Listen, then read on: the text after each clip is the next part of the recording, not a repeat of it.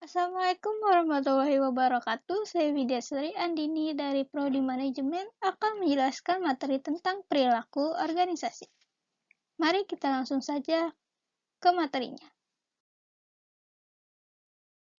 Pengertian perilaku organisasi. Secara konseptual, Robin dan Judge tahun 2013 memberikan pengertian terhadap perilaku organisasi sebagai suatu bidang studi yang menginvestigasi dampak individu, kelompok, maupun struktur pada perilaku dalam organisasi dengan maksud mengaplikasikan pengetahuan tersebut guna memperbaiki efektivitas organisasi. Sebagai suatu bidang studi, perilaku organisasi mempelajari 3 determinan dalam organisasi, yaitu individu atau perorangan, kelompok, dan struktur. Perilaku organisasi menerapkan pengetahuan tentang perilaku yang dikaitkan dengan aktivitas kerja dan hasil kerja anggota organisasi. Georges dan Jones tahun 2002 menyatakan perilaku organisasi adalah sebagai suatu studi tentang berbagai faktor yang mempengaruhi tindakan individu dan kelompok dalam organisasi serta bagaimana organisasi mengelola lingkungannya.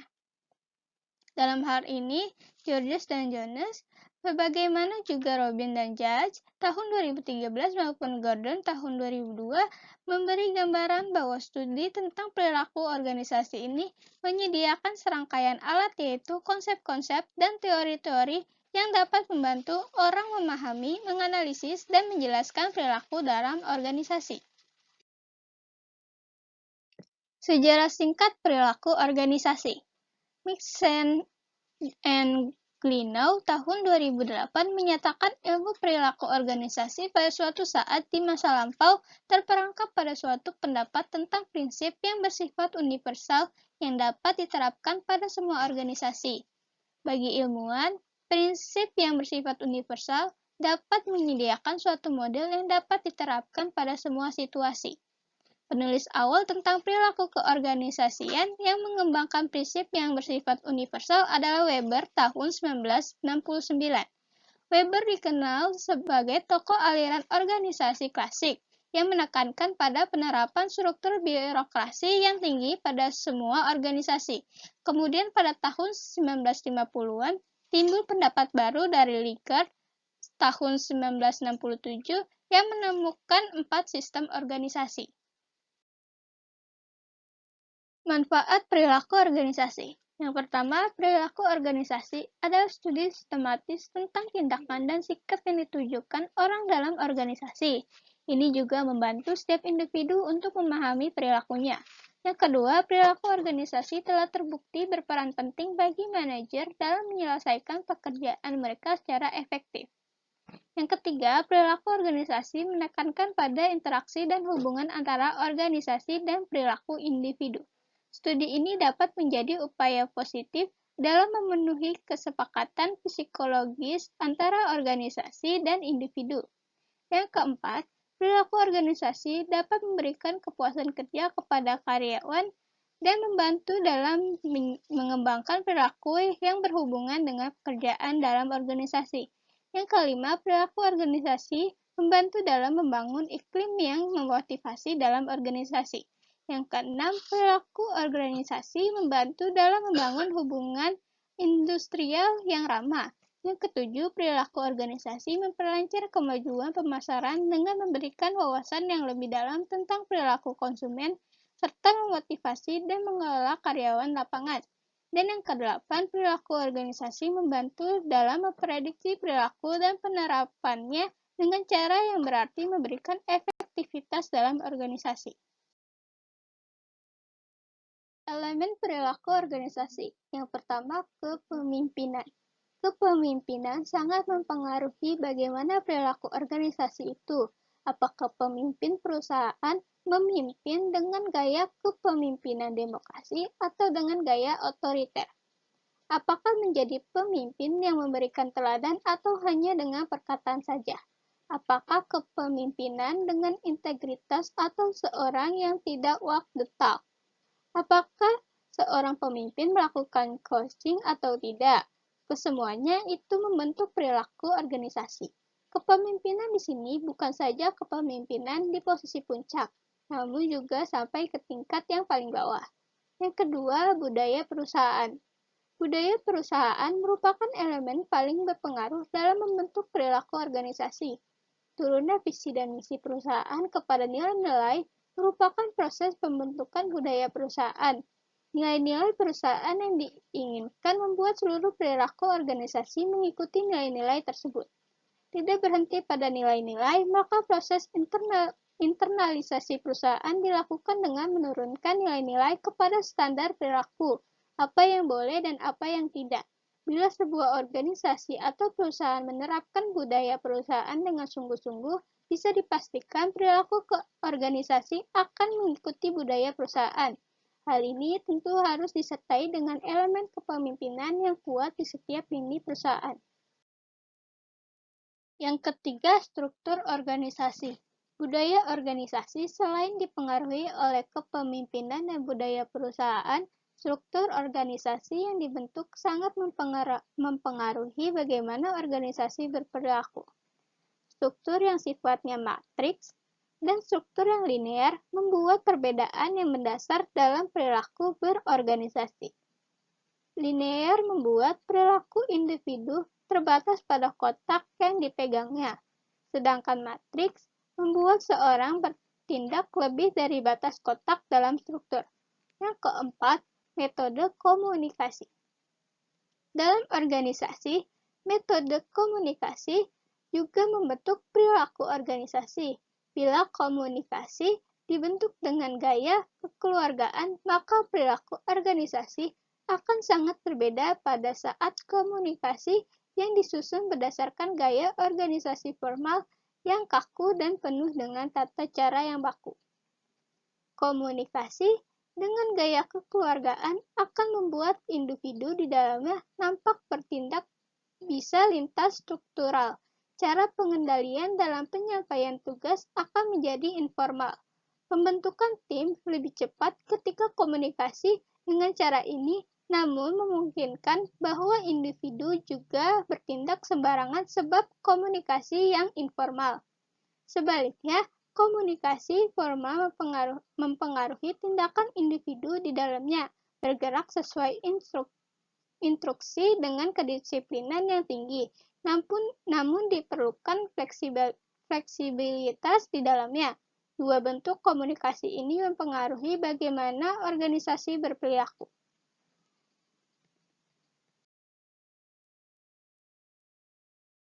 Ruang lingkup perilaku organisasi.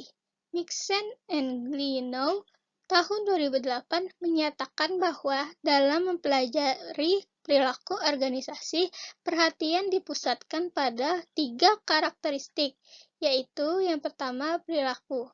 Fokus dari perilaku keorganisasian adalah perilaku individu dalam organisasi. Untuk dapat memahami perilaku keorganisasian, maka harus mampu memahami perilaku berbagai individu dalam organisasi. Tujuan pertama dari mempelajari perilaku keorganisasian adalah untuk dapat memahami dan menjelaskan kejadian-kejadian yang terjadi dalam organisasi. Dengan demikian, kita dapat mengembangkan cara berpikir tentang kejadian-kejadian di dalam lingkungan organisasi. Memahami perilaku yang terjadi dalam organisasi saja belum cukup, karena harus meramalkan kejadian-kejadian tersebut. Setelah memahami perilaku-perilaku yang terjadi dalam organisasi, maka tujuan kedua mempelajari perilaku organisasi adalah kita harus mampu untuk meramalkan dan menjelaskan kejadian-kejadian yang terjadi dalam organisasi. Jika kita menjumpai pola kejadian yang berulang-ulang dalam organisasi, kita tentu ingin mengidentifikasi kekuatan-kekuatan dan faktor-faktor kelemahan yang menyebabkan faktor tertentu terjadi. Hal ini penting karena dengan demikian kita akan dapat meramalkan apa yang akan terjadi di kemudian hari jika kondisi yang sama muncul, sehingga membuat lingkungan kita menjadi lebih stabil. Selanjutnya, tujuan ketiga yang paling penting dalam mempelajari perilaku organisasi adalah mengendalikan perilaku-perilaku dalam organisasi. Jika manajer atau pimpinan organisasi dapat memahami dan menjelaskan secara seksama perilaku-perilaku yang terjadi dalam organisasi, maka dia akan dapat menciptakan situasi yang menghasilkan perilaku-perilaku yang diinginkan dan mengurangi perilaku-perilaku yang tidak diinginkan. Kemampuan kita untuk mengendalikan moral dan perilaku dalam organisasi menjadi isu penting sekarang ini. Yang kedua, struktur. Karakteristik yang kedua dalam mempelajari perilaku keorganisasian adalah struktur dari organisasi dan kelompok. Struktur berkaitan dengan hubungan yang bersifat tetap dalam organisasi, bagaimana pekerjaan-pekerjaan dalam organisasi dirancang, bagaimana pekerjaan-pekerjaan itu diatur dalam organisasi. Struktur organisasi berpengaruh besar terhadap perilaku organisasi atau orang-orang dalam organisasi serta efektivitas dari organisasi tersebut. Yang ketiga, proses. Karakteristik yang ketiga dari perilaku keorganisasian adalah proses organisasi. Proses organisasi berkaitan dengan interaksi yang terjadi antara anggota organisasi. Proses organisasi antara lain meliputi komunikasi, kepemimpinan, proses pengambilan keputusan, dan kekuasaan. Salah satu pertimbangan utama dalam merancang struktur organisasi yang efektif adalah agar berbagai proses tersebut dapat dilakukan dengan efisien dan efektif. Selanjutnya adalah pendekatan dalam perilaku organisasi. Yang pertama, pendekatan sumber daya manusia atau supportive. Pendekatan sumber daya manusia dimaksudkan untuk membantu karyawan agar berprestasi lebih baik, menjadi orang yang lebih bertanggung jawab, dan kemudian berusaha menciptakan suasana di mana mereka dapat menyumbang sampai batas kemampuan yang mereka miliki, sehingga mengarah kepada peningkatan keefektifan pelaksanaan tugas. Pendekatan ini berarti juga bahwa orang yang lebih baik akan mencapai hasil yang baik pula, sehingga pendekatan ini disebut pula dengan pendekatan suportif. Selanjutnya adalah pendekatan kontingensi. Pendekatan kontingensi mengandung pengertian bahwa adanya lingkungan yang berbeda menghendaki praktek perilaku yang berbeda pula untuk mencapai keefektifan. Di sini, pandangan lama yang mengatakan bahwa prinsip-prinsip manajemen bersifat universal dan perilaku dalam situasi apapun tidak dapat diterima sepenuhnya. Selanjutnya adalah pendekatan produktivitas. Pendekatan produktivitas dimaksudkan sebagai ukuran seberapa efisien suatu organisasi dapat menghasilkan keluaran yang diinginkan. Jadi, produktivitas yang lebih baik merupakan ukuran yang bernilai tentang seberapa baik penggunaan sumber daya dalam masyarakat. Dalam hal ini perlu diingat bahwa konsep produktivitas tidak hanya diukur dalam kaitannya dengan masukan dan keluaran ekonomis, tetapi masukan manusia dan sosial juga merupakan hal yang penting. Dengan demikian, apabila perilaku organisasi yang lebih baik dapat mempertinggi kepuasan kerja, maka akan dihasilkan keluaran manusia yang baik pula, dan pada akhirnya akan menghasilkan produktivitas pada derajat yang diinginkan. Selanjutnya adalah pendekatan sistem. Pendekatan sistem terutama diterapkan dalam sosial, di mana di dalamnya terdapat seperangkat hubungan manusia yang rumit yang berinteraksi dalam banyak cara. Ini berarti dalam mengambil keputusan para manajer harus mengkaji hal-hal di luar situasi langsung untuk menentukan dampaknya terhadap sistem yang lebih besar, sehingga memerlukan analisis manusia dengan pendekatan produktivitas di atas. Memiliki kaitan yang sangat erat di mana adanya dorongan pimpinan terhadap karyawan untuk melakukan tugasnya sebaik mungkin. Secara langsung akan mendorong tingkat produktivitas organisasi. Selanjutnya adalah asumsi dasar dalam pendekatan perilaku organisasi.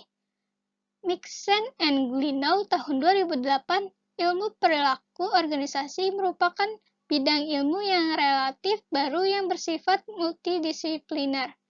Beberapa bidang ilmu yang ikut memberikan kontribusinya dalam perkembangan dari ilmu perilaku keorganisasian adalah yang pertama, psikologi. Ilmu psikologi memberikan sumbangan terhadap perilaku keorganisasian terutama dalam hal pemahaman tentang perilaku individu dalam organisasi.